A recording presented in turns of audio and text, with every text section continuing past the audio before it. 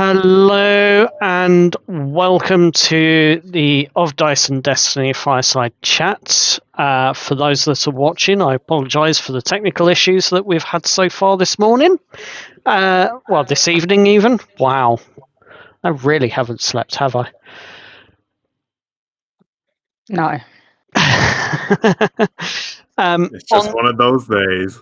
Yep, it really is one of those days. And I'm going to have to ask Jude if you can temporarily mute your microphone. Thank you. That way I don't hear my horrible echo. So yes, sorry for the technical issues, but we are here and we are live with three of our wonderful, wonderful players around the table. So on this session we have tonight Killian. Hello. We have Wesley. Hello, hello. And we have a Jude. Good evening. Indeed, good evening it is. Before we crack on though, I do have one slight disappointment announcement to make. I do apologise to all of our fans that are out there. Next week's D&D session, which would be the Of Dice and Destiny campaign, is actually being delayed by a week. That is purely because one of the team here, myself, stupidly came off the bicycle and done my shoulder in. So I've got to go to the hospital for a late afternoon appointment with consultants to get that seen. So it's going to be a very long evening next week without us. I'm sure that some of you will be very, very disappointed to hear that. However, as I've always said to the cast and crew here, their health, their family, and their lives come first. So it's only right that it applies to me as well in this case, as I'm sure the rest of the crew will agree. Yep. Right, well, without any further ado... Absolutely. Yes. Without any further ado, let's get into this fireside chat that we're asking questions of our players. And I think what we'll do is we'll have a light, fast, welcoming round of questions to begin with.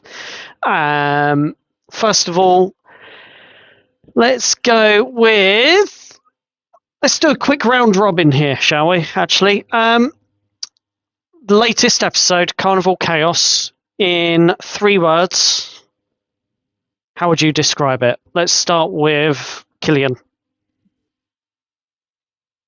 Oh, fun.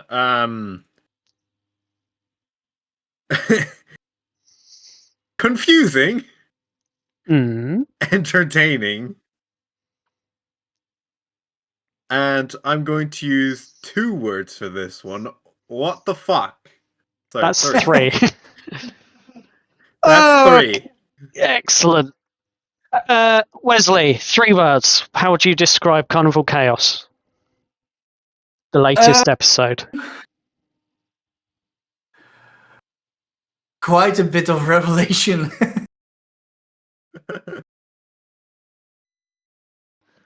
Yeah, that's a bit more than 3 words, but we'll go with that. And Jude, how would you describe it? Fun, chaotic, and interesting. Ooh.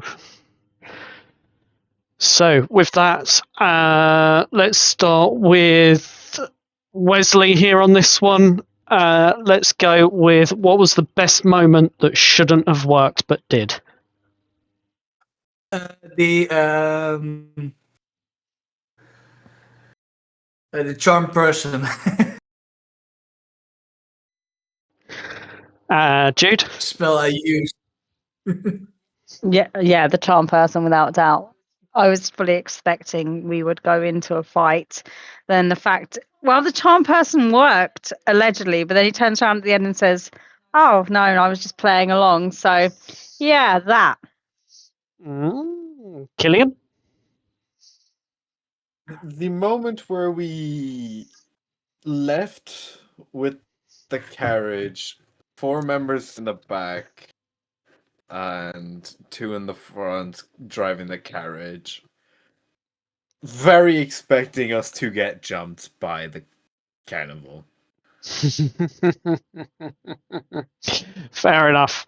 So what was the funniest thing then, going around the table once again very quickly, what was the funniest thing that happened at the table that the audience might not have noticed? Let's start with Jude. Chris, I spoke to a horse.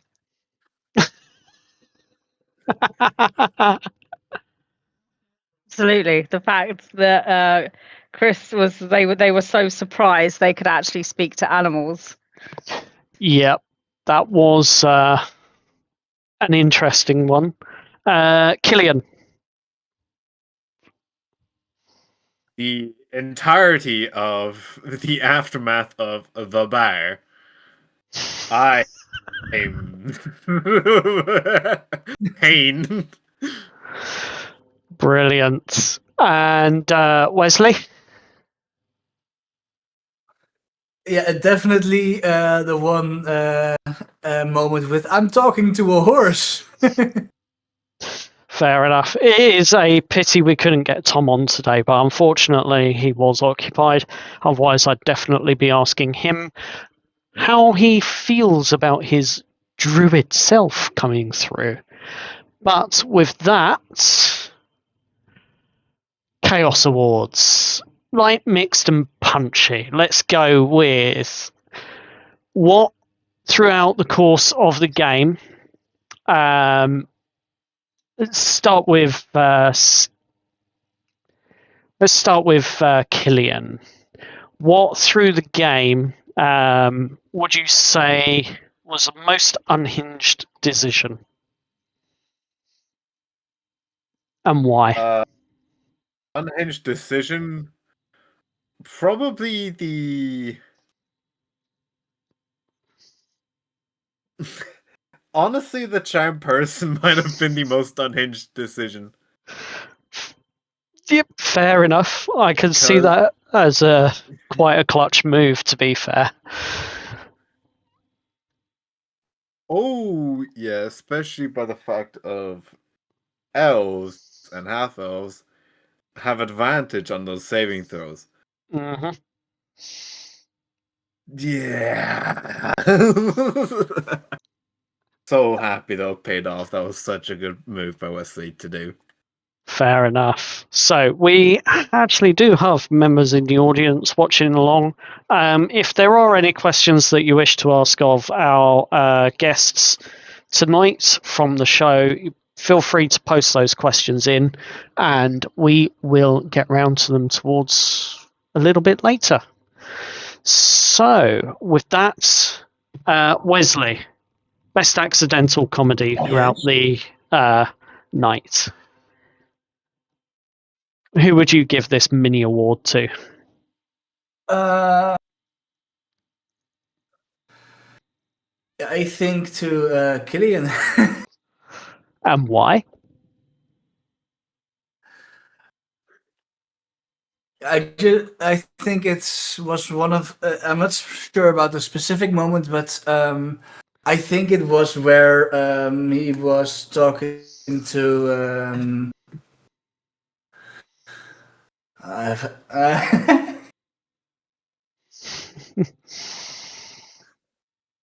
Fair enough. I think we'll knock it in. we'll leave it there for now. So with the quick fire round done, hopefully that's loosened you all up a little bit with some unexpected stuff. Let's get on to the more serious questions now regarding the episode, the incident, and your characters. So what we'll do is I think we'll start with Jude, actually. With your character, Jess, what was your character's plan the moment things kicked off at the carnival? Try and get out of it somehow, anyhow. And luckily, I think Steve, casting Charm Person, helped a lot to get out of that moment. She did not want to perform at all. She wanted to get the job done, get the heck out of there. So, what made you check your battery on your Bluetooth speaker? Well, she had to perform, and she'd made a big deal out of the whole noise box thing, and the like music coming from this tiny box, and obviously Jess she's very reliant on kind of technology from back home. So it would be the first thing to do if I need to check the battery level on this. And where we've been so busy, I don't think Jess has really had time to get the solar charger out, charge the box. And it suddenly occurred to her, oh, I really need to check this. And she'd used it a couple of times already for demonstrations. And the batteries obviously was flat. So she was like, oh, great, I need to get out of this now. So, Killian, in regards to your character and the plan, the same question, I think. So, what was your character's plan the moment things kicked off? The moment it kicked off was, right, we're doing this. Okay, exits, everything, check. Weapon, check. And me and the character were more expecting an altercation to happen for this just to not work. And it was very Yeah, so compared to Jess, your character is a lot more calculated versus the chaos that Jess's character can often bring. Is it, as when you're playing Osirus in character, is that naturally his disposition and personality, like cool, calm, and calculated, or is there another layer to it?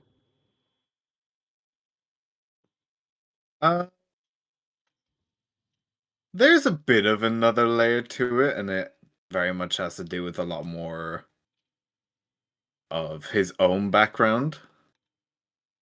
Because under certain circumstances, for what he did before, you have to be very calm and calculated. Yeah. Or else a mistake will happen. And especially in this scenario, we're on a job. Something is going to horribly go wrong. How do I get everyone out with me? It's kind of a mixture of yes, both, but a lot more self-preservation. Especially with a strange group of people, I can imagine. Even more so. Fucking jukebox. This poor boy. Poor boy. You'll be subjected to that soon enough, I'm sure. Right, Jess? Probably at some point in time. Yeah, I think Jess has got to learn to live in this new world without the creature comforts she's used to. Which is going to take, I think it's going to take a while for her to be able to let go of those kind of things that she's used to and that she loves. Fair enough. And Steve, compared to the others, your character was thinking a lot more tactically throughout the course of the Carnival Chaos episode. What was your character's plan when things kicked off? And did it go according to plan, in your opinion? Well, Steve's initial plan was I'm going to cause a distraction So that way we can slip in, take control of the wagon and just somehow try to take off, but through the others and their plan, we decided to, this is our moment. We're going to seize it and see how it goes. And when it all kicked off, I'm imagining that the behavior of the charm person effects on Varshoven, who you were there to capture and bring in alive. I imagine that how did your character feel when that went off and succeeded, if you can call it that? Yeah. Well, Steve definitely was like, "Guys, I did it! I saved the day."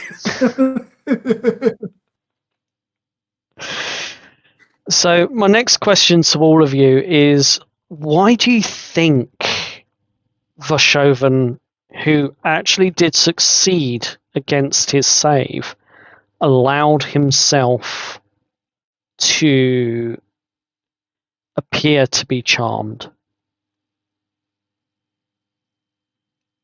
Double agent for the Azure Watch. He was willing to go. And then when he went there, he was on familiar terms with Brackathorn, and he'd already mentioned Lady Selene as well. I think he's up to something. Mm. Mm.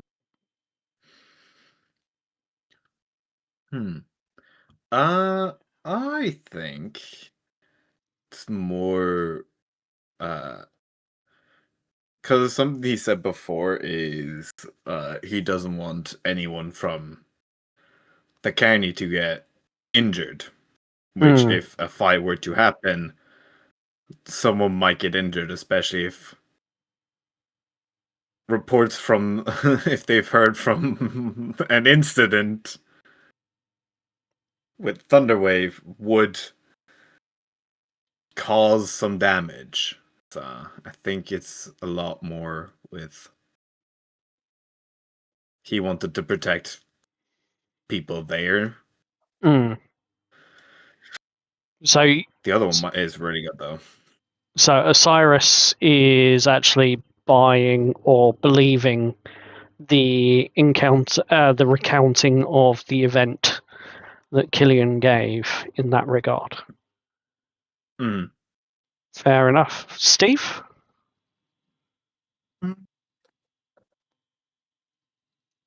I do think it's Steve doesn't really, believe he's not sure what to think. But me personally, I think it's something bigger, and like this is just all a distraction or a plot for something bigger.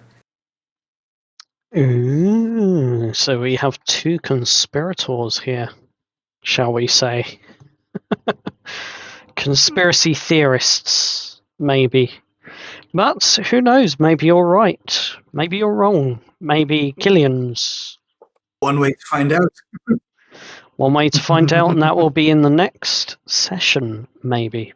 Who knows? So, if there was one thing that you could have had your characters say out loud in that moment when Varshoven was seemingly charmed, thinking back now, what would that sentence or that thing be?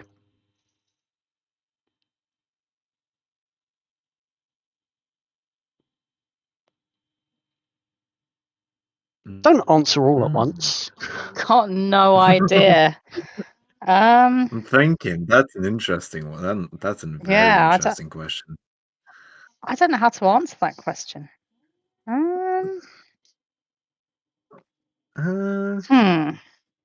You mean like whilst he's charmed, get him to do something? Yeah, let's go with that.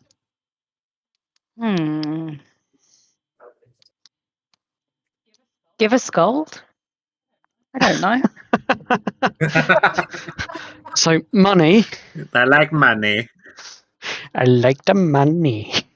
I like money. So fair enough. Killian, what would Osirus have said if he or done in that moment? Once with the charm, probably. Please do not talk to anyone here. Please, please. I don't want questions. Please, no. Everyone, stay away. That's fair. Yeah, I mean, fair. that's fair. And what would well, we know what Steve did do, but what would Steve have wanted to say or made him do as a friend that's charmed?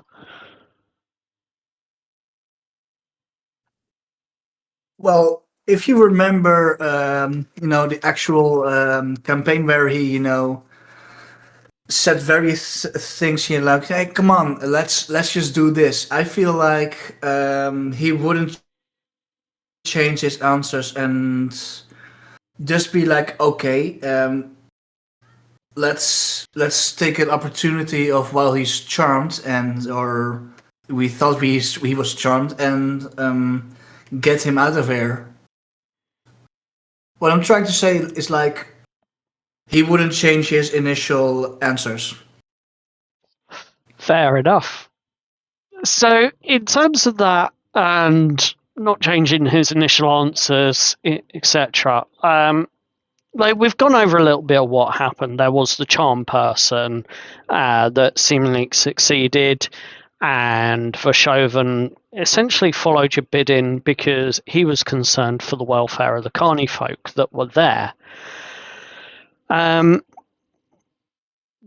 you used the charm person and when that magic hit, like, where's your character's line in terms of magic and consent? Because this was a big theme of a previous episode in Dice and Destiny campaign, where it was Lou's character Aura who got hit with the calm emotions spell, and that was essentially done without the consent, and it did bring up that issue in game for the player characters.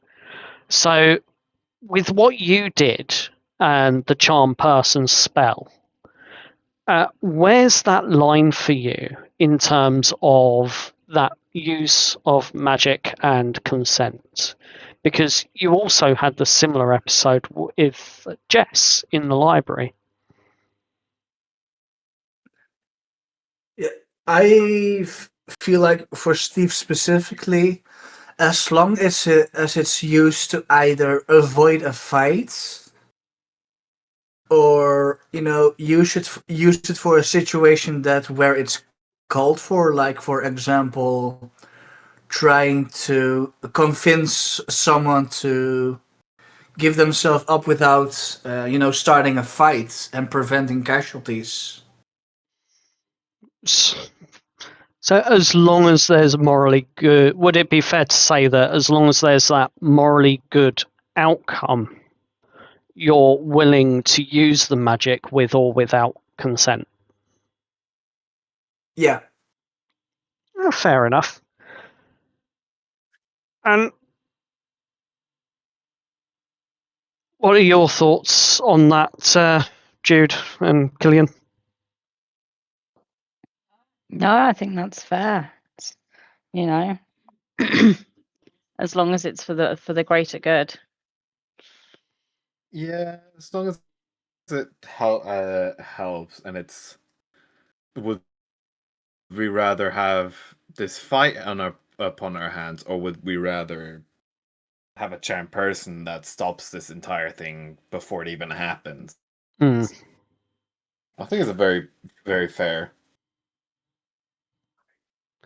And whilst you were all going through this moment, shall we say, when it came to the choice to deliver Voshovan to the Azure Watch, how did your character feel? Was there a sense of justice, duty, fear, or relief?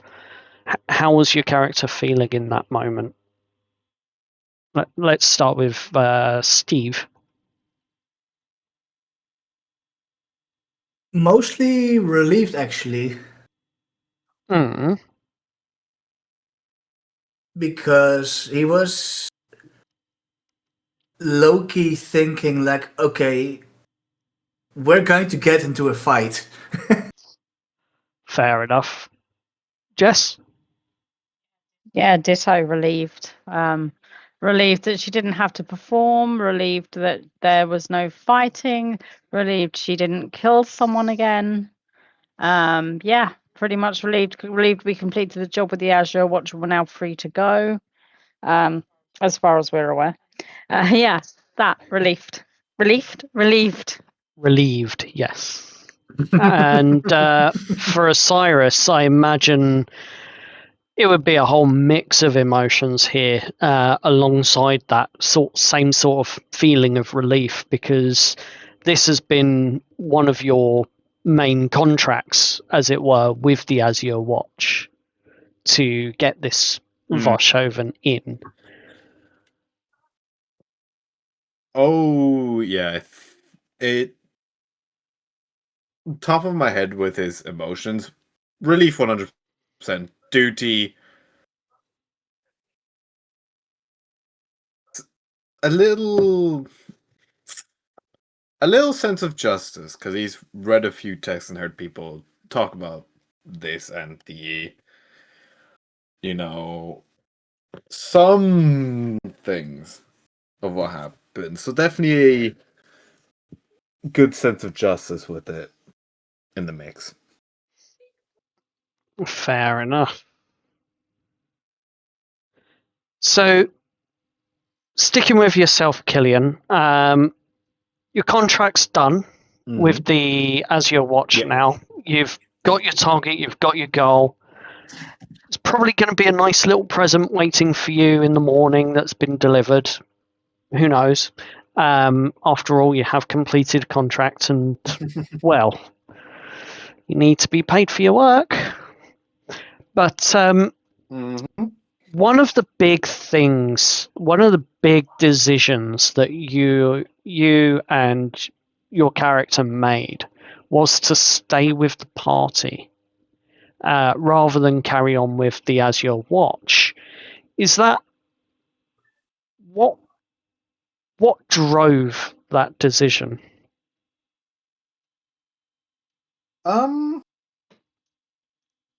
I knew this question was coming up as well as soon as I made this decision before you asked me for the fireside chat. I knew it was coming. That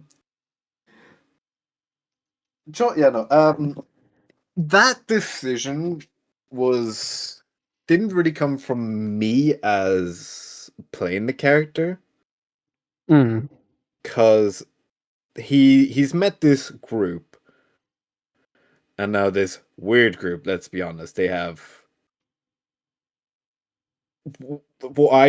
gadgets that he doesn't even know of. He's just, for sanity's sake, thinking they have magic items. Yep. For his poor brain. But they all seem lost. Like, incredibly lost. And he kind of just wants to help them. Maybe he'll, after helping them, maybe go back to the Azure Watch, see if he can get some work again. But I think right now for him, it's, these people are nice. They're treating me nice. I like them. They're cool. They're funny. and have some sort of inkling of mechanical engineering that I don't understand. Yeah, It's a lot of intrigue going into this. fair enough. So a fair bit of this is curiosity. What is the, without spoiling too much, if you can, what is one thing that Osirus wants that you would never admit to the party, to the characters? Something he wants. A sense of belonging. And I'm not going to say anything further on that. Fair.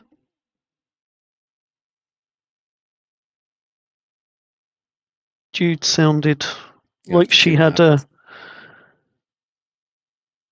I was just going, interesting. Fair enough. So, with that, on the opposite end of the scale, what does Osirus fear that the party will see if you're around too long?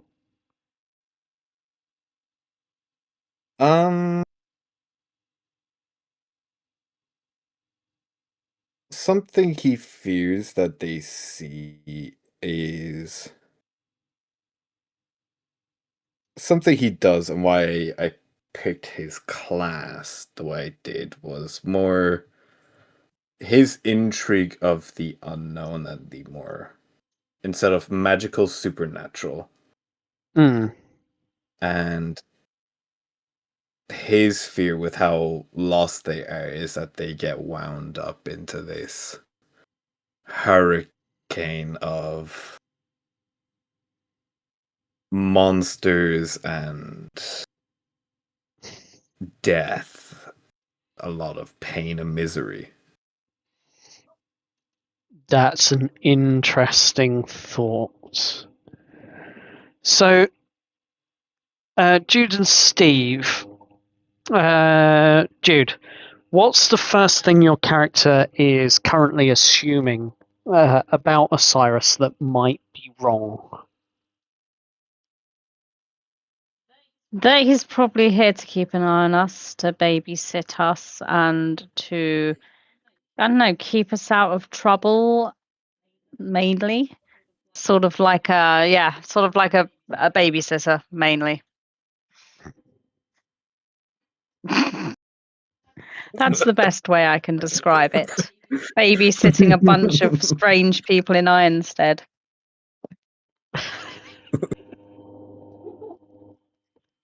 Any response to that?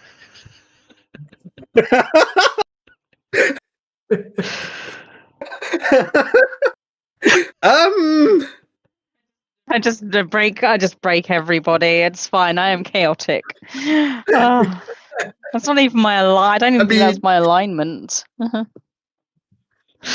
Not yet, it isn't. Oh yeah. Yeah. Yes, it is. I don't think he's there to keep an eye on them. Me personally, I don't think so. Fair enough. Steve, what's one boundary your character is most likely to set with Killian? Bearing in mind that he is completely different race to all of the party and everything else. It's like, what would be one boundary your character would want to set with Killian in game? Like, and would you say That's it a out good question. loud?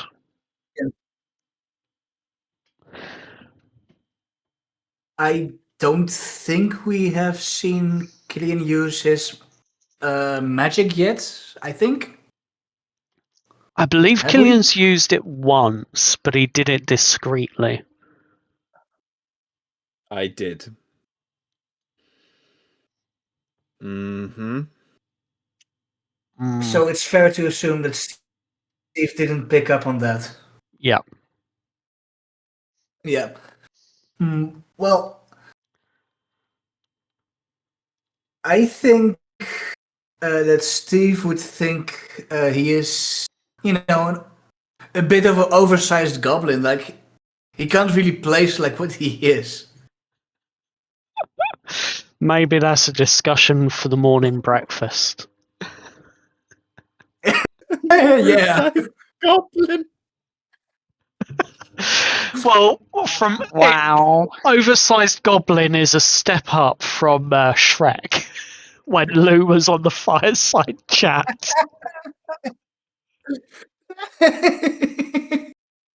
Yeah, sorry guys, it's actually 4 goblins in a trench coat. Didn't want to tell you guys, it's actually 4 goblins Yeah, in a you trench seemed coat. I had to unusually tall.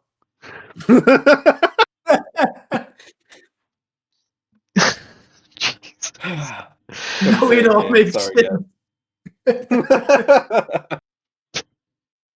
I've got the next question, but I'm laughing a bit too hard. You did invite the three most chaotic players to the Fireside chat. What did you expect?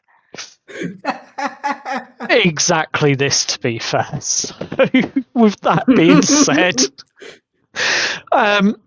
Steve, perhaps you could name a Yeah. moment in the episode where you felt that your character felt seen, and one where maybe you felt the most alone.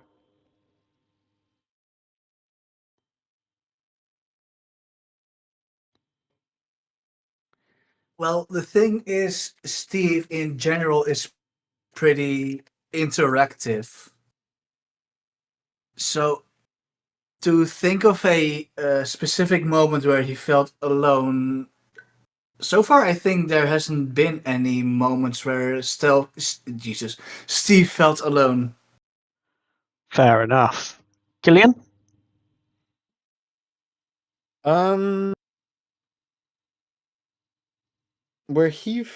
Osirus felt alone, probably when they started talking about right next to him about I don't remember who said it. I do remember actually who said it. Never mind. Where Chris specifically said, "Am I going to get fired from your job when we're back home?"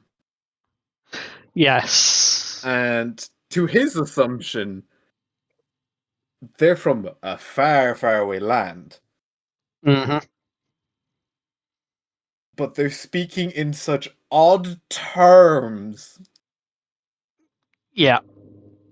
So it's like, I don't understand these people in the slightest. Yeah, and that's actually quite a fair comment, I would say.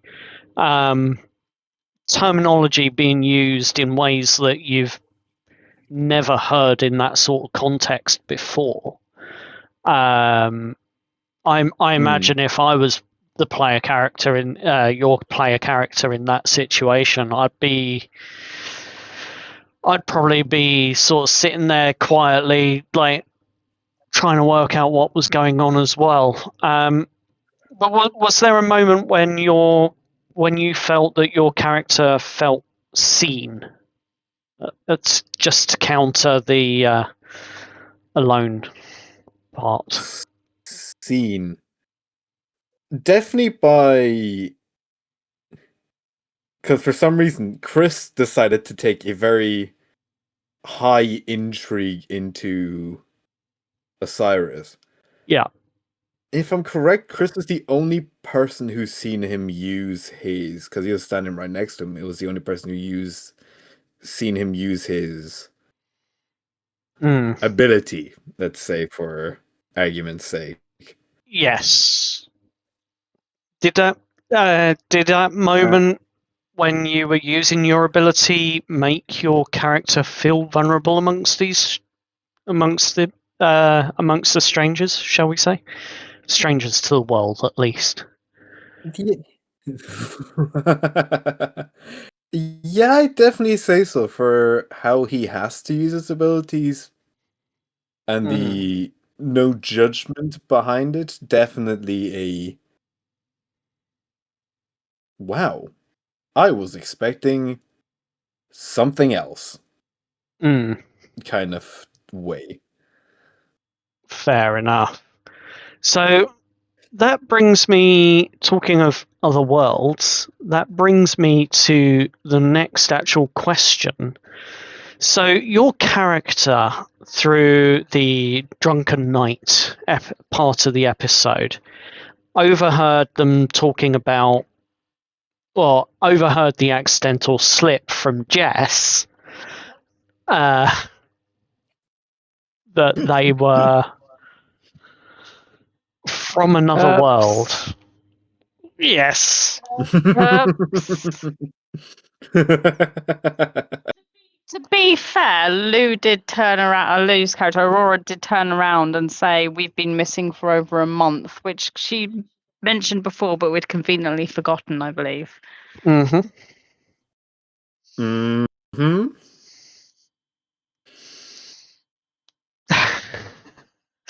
What was going through Osirus's head in those moments, other than the alcohol? As soon as the words other worlds were mentioned,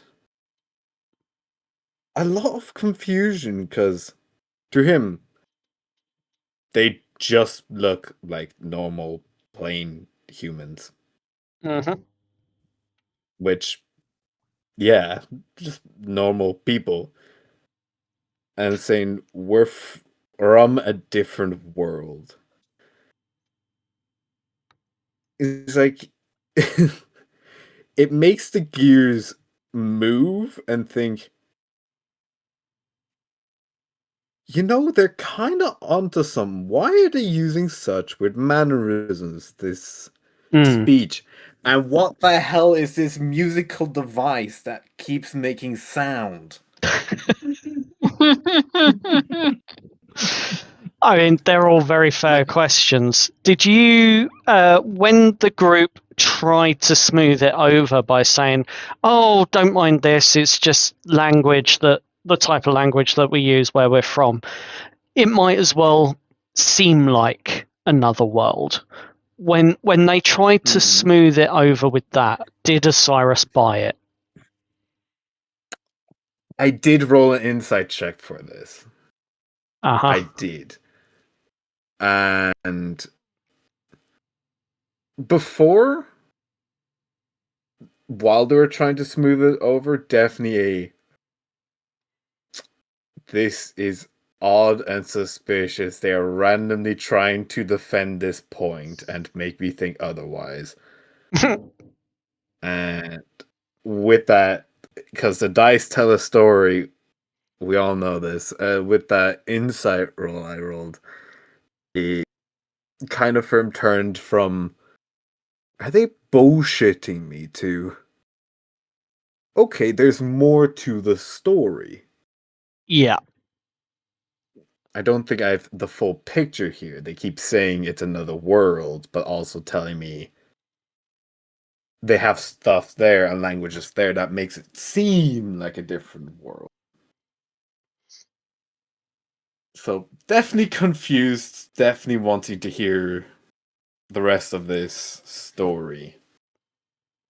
That is definitely something that my character would want to do as well.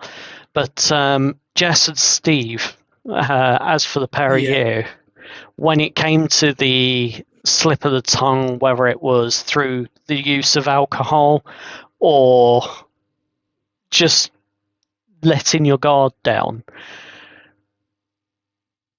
what was it in that moment that made the pair of you go, oh shit, we shouldn't be telling people this? Yeah, definitely the moment where it was slipped out, like, we're from a different world. Steve was like, no. Yeah, Steve going, no, no, no, no, no. I think Jess had too much alcohol to really care and let her inhibitions down because she's normally quite reserved. But when she drinks, all her guards drop. And yeah, otherwise she's normally quite calculating unless she's put into a situation with alcohol or under pressure, in which case she kind of loses herself a little, I would say. Ooh, have we discovered a chink in Jess's armour then? Possibly. Who's to say? Note to self, guys, don't get her drunk. Note to self, don't get drunk. Dice tell the story. Oh yeah. That'll be the Constitution saving throw.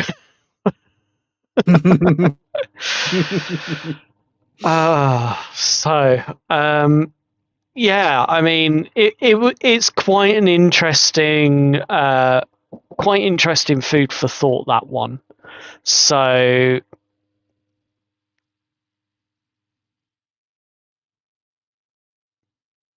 yeah.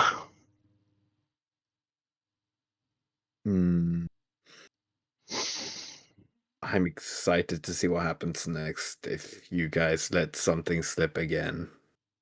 I'm sure they will.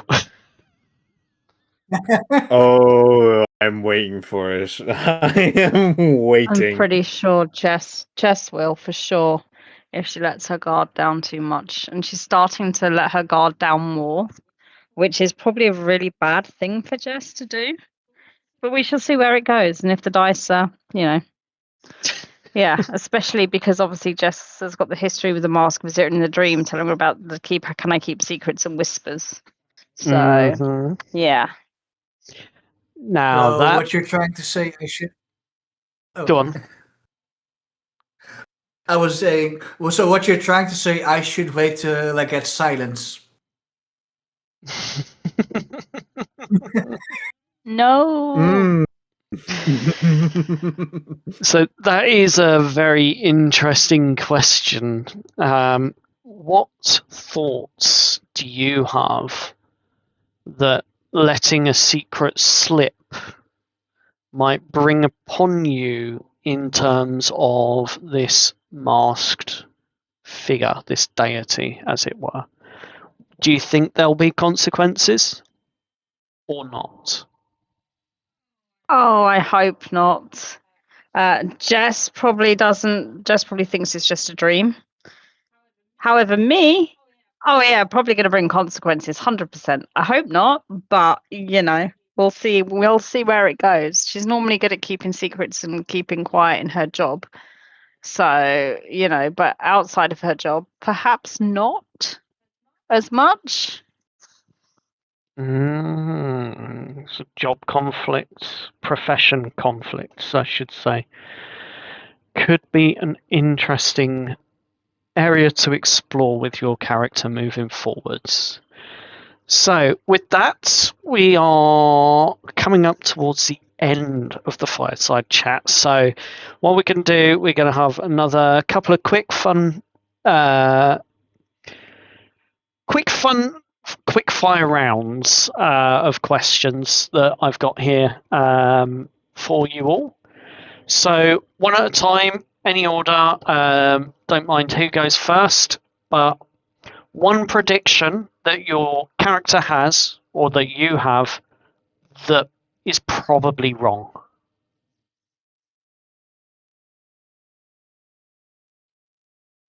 We're going to get home. Okay. Yeah, I was about to say Steve going to his wife. Fair. That reminds me, I need to get a description of your wife. Let's save that for a future episode. Oh yes, definitely. And what about you, Killian? Ooh. They're gonna kill him. It's come to that point. Wow. Okay. Interesting. So, quick fire on these. If the last series of episodes with the Off to the Carnival and the Carnival Chaos, so the prep and entry and the actual mission itself, if that were a movie genre, what would you class it as?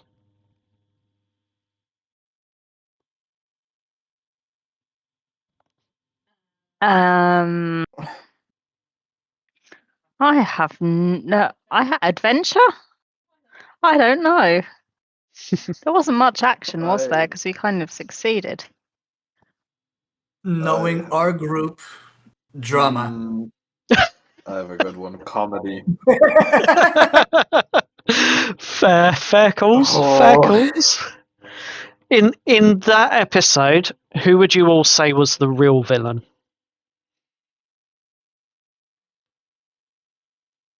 Ooh! Oh no! Don't do this. That's so hard. No. No. All right, let's make it slightly easier for alcohol. Yes. Ow.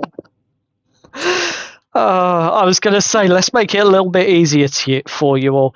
Who was the real villain? The plan, the dice, or the vibes? The dice. The dice. Definitely.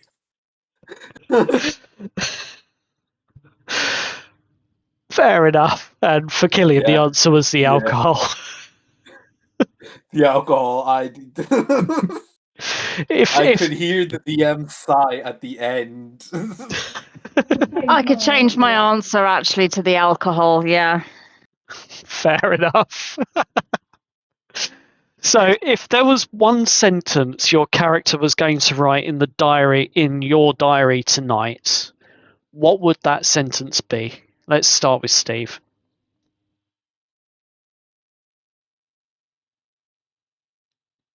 You mean the diary, or like? If your character was keeping a diary, what would that sentence be that you would write in the diary tonight after that episode?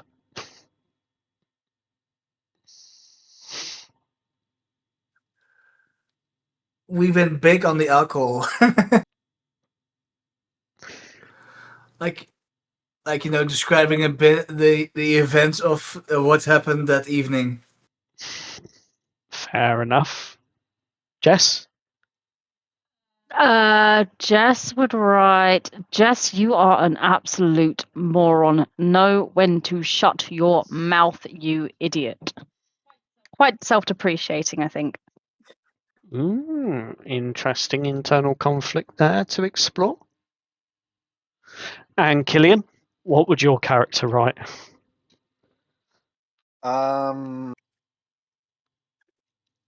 mean, I feel like there's a very easy and a very funny answer here, and both correlate with each other. Let's hear both. There's a Dexter Morgan ass bored. There's a Dexter Morgan ass board in his diary that is currently trying to piece their entire things together. So many slip ups, so many. I'm from here. We're missing. Something I forgot to gloss over is the fact that Steve said he has a wife, and he hasn't seen her for a month. Yeah. There's a whole board going on in that diary right now, I'm telling you. Fair enough. He's looking at them like, I'm gonna figure this shit out. Don't you worry.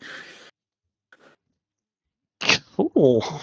Interesting. Sorry, Jude just spilt tea on her laptop. Oh no. It was the cat. She knocked my glass out my hand. So now we get to the point at the end of the episode where you, the players, get to grill me as the DM for about 5 minutes. What questions do you have for me? Oh.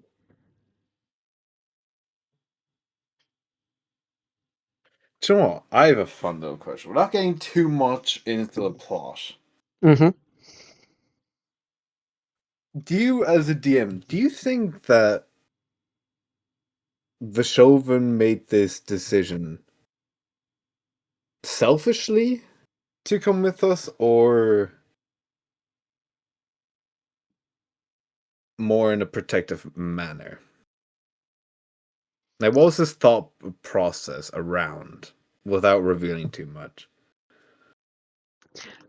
I think the best way to describe Vershoven's actions and thought process in that moment was a calculation of what's going to be the best way to manage this, manage the situation.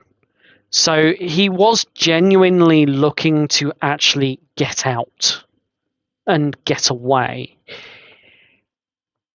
I don't think it would have been his intention to be delivered to the Azure Watch, but the recognition of a druid and the animal mastery that Chris had, Chris had, is something that Vershoven would have recognized.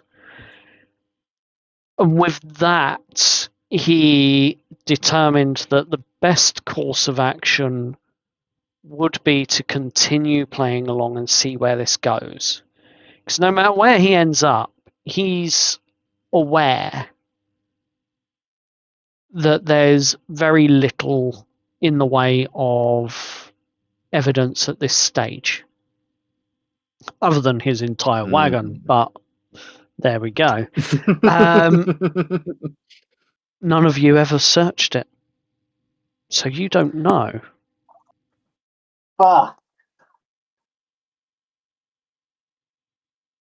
We did not think of that. I'm gonna kick myself. I'm Yeah. gonna kick myself for a week. I'm gonna kick myself until next session because of this.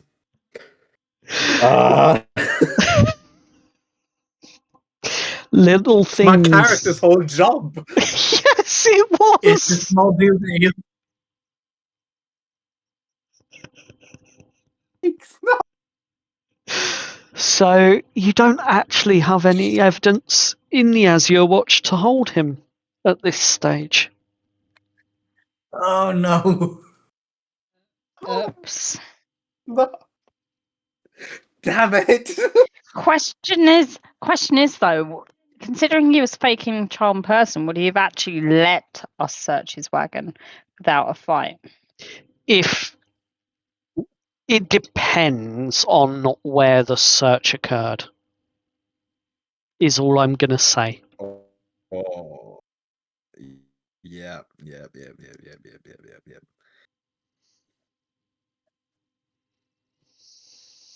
Any other questions? God damn it, guys. I mean, you've got a rogue in the party who's supposed to be good at searching for things. She doesn't know she's a rogue yet. No, hints are being dropped though. But there we go. Any other questions before we close the night? No, because I wasn't prepared to ask the DM any questions. I've got one that's a bit sinister. If we were ending up in a fight, who do you think would have let's just say kick the bucket first? Ooh. Oh, Vershoven would not have allowed anyone to die, putting it bluntly. His goal, if there was an altercation, would have been to knock you unconscious, but no more. So, in terms of who would have gone down first, I'm suspecting it would have been Chris. No, not Chris. Poor Chris. Oh, that is actually a really good question. Well, I just have a fun, lighthearted question. Go for it. Towards the end of this game, we all got a little we all got a little quirky. Is the best way to say this. Yes.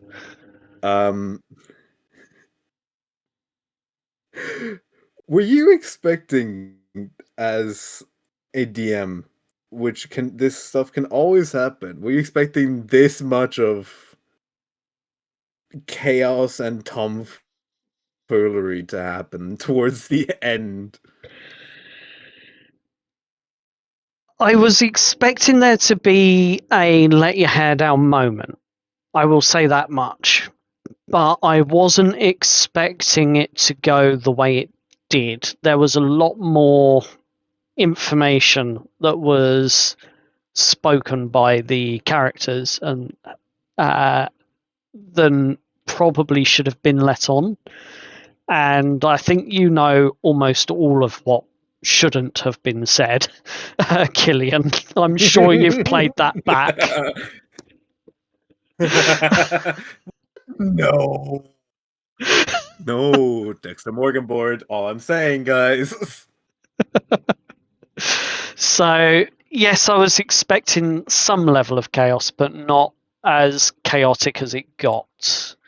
But then at the end of every sort of adventure or mission or accomplishment that the party's made, what party wouldn't let their hair down? Just for a few moments. And on that note... Someone who wants to stay sober?